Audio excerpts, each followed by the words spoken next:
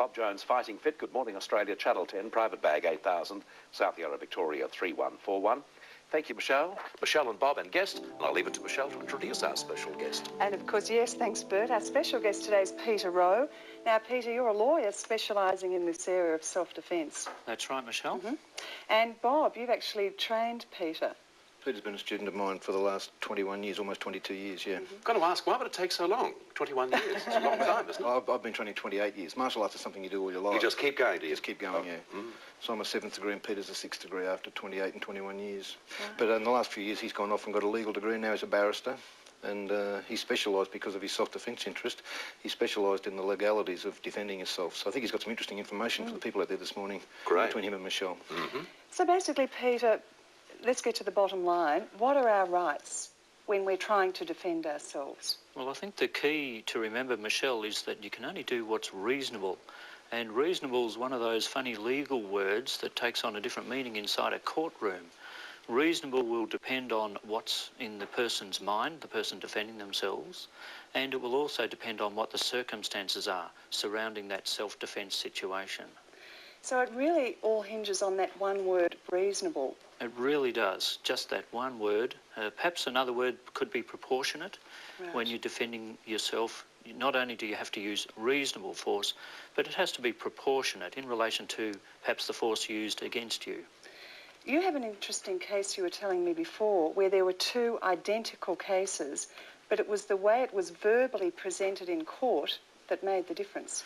Well, that's right. The two cases were both in different states of Australia, and they both concerned farmers who were protecting their chickens, strangely enough.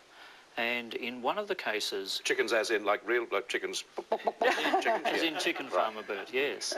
Now, in one of the cases, the farmer had been losing quite an amount of his birds, and he decided to wait up one night to catch the culprit. The person duly came in, and the farmer had a shotgun with him to defend his property and himself, I'd imagine. And in the situation that occurred in the first case, he fired a shot towards the person coming in to steal his products as he was leaving. Now, he said that he'd fired to stop the person stealing his goods. He was later charged and he was convicted. Of murder? No, it wasn't murder. So, the person actually lived. Right. But in the second case... Yeah, you've got to die before. You've got to die. It's one of those problems. In the second case, it also concerned a chicken farmer who was losing a lot of stock. He'd waited up one night to catch the culprit. The person had stolen some of the chickens, was heading away from the property, and this particular farmer also had a firearm, which he said that he'd fired over the person's head, hoping to stop them, and then he could then report them to the police. In fact, the bullet ended up hitting the person, and he was injured to perhaps the same degree. So what were those charges, though? He was found not guilty. But what were the charges, though? Charges were usually malicious wounding. So in one case, it really depended on what the farmer had said, and his perception was that he was aiming over the person's head and the bullet just happened to hit the person. So how can you equate that to women watching our self-defence program over the last 6 months, and they defend themselves in the house, and they hurt the assailant? The rapist comes into the house, and the housewife has been watching our show. A lot of it comes back to the perception. If the person perceives that their life is in real danger, then the amount of force they can use will be increased compared to, say, if they perceive that they may be injured. So it's not the intention of the attacker that's the issue here. So if I've got someone in to steal my television set and I panic and I shoot him or I do something that injures him, and he in court later says to me, I had no intention of hurting her, I was only there to steal her television, that doesn't matter. It's my perception that matters. That's the most important part of it. The second leg to that defence is that your perception must be reasonable based on the circumstances as well.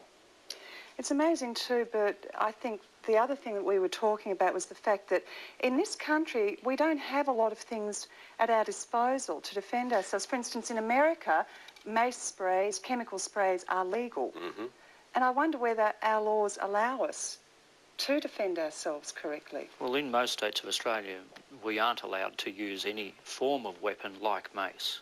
they're banned as a prohibited article. Well, how do we get that sort of reform, which, I mean, it's just common sense. We need those laws to be changed, don't we? Well, I think the feeling of the government's, Bert, is that those sort of self-defence items could also be used for attack by criminals. And that's the big problem. It's a bit of a chicken and egg situation.